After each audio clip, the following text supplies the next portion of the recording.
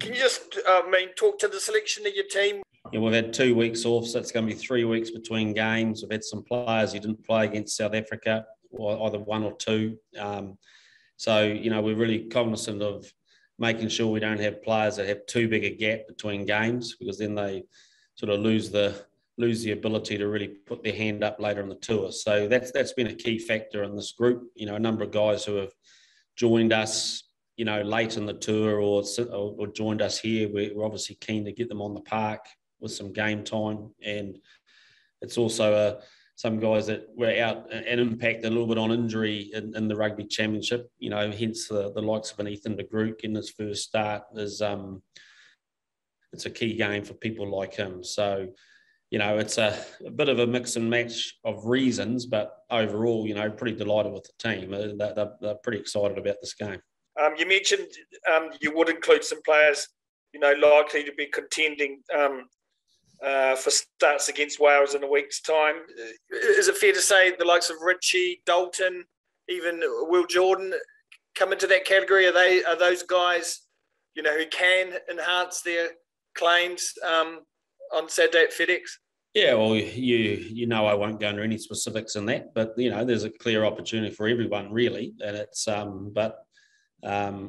I'll leave it to you guys to figure out who you think's more likely. But the thing is, we're coming off a loss that hurt. We're now going into a game that we're clearly going as clear favourites. But what's important for us is the quality of our game, and in many ways, new combinations, time off. There's plenty of excuses for a bit of rust. So I guess we expect a little bit of settling in period, but by the end of the game, we need to make sure that we're nailing our performance at the level. And then by doing that, I guess we've got individuals who put their hand up. How you guys have gone about this week, a week which has been quite different for a lot of these guys, full of emotion, obviously, given the tragic news at the start of the week. Has it been a difficult week from a management perspective to balance and make sure that guys are in the kind of the right headspace to firstly train and then be able to play as well? Look, yes and no. It's not a difficult week to manage. There's a sense of you just got to react to the team's reacted to the news, and it's and no one's excited. Well, it's impacted on everyone when people lose a mate, and particularly someone who's really close to a whole lot of these players. So, we're feeling for the family back at home particularly, and we're a small part of the rugby fraternity that's all hurting. But in our own way, it's, I guess, being away from home has impacted a lot on the players. So getting them together and just allowing them to go through a process together, I think, has been key. So, they've largely led that. I think there's a real determination to make sure that we harness that energy and use it on Saturday.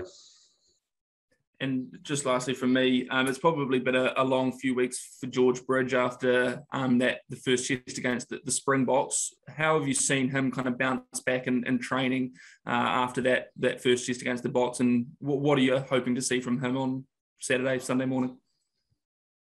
Oh, George is a quality rugby player, and it kind of didn't go his way in that test, and that happened. So, it's like every player, he's gone through a full analysis, and, he's got some things that he knows he is normally very, very good at that didn't go that well for him. So he's worked hard in that space, and, the key thing is he's just got a clear head and trust himself.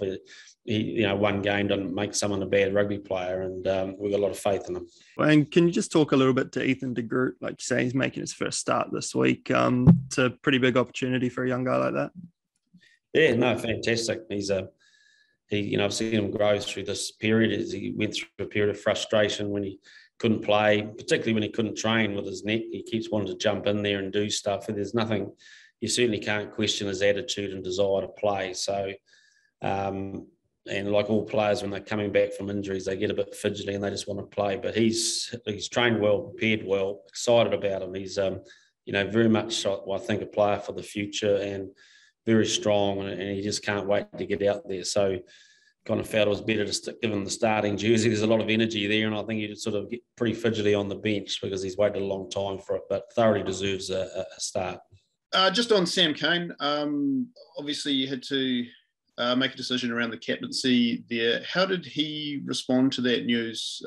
Is he all on board with giving Samuel Whitelock the captaincy there?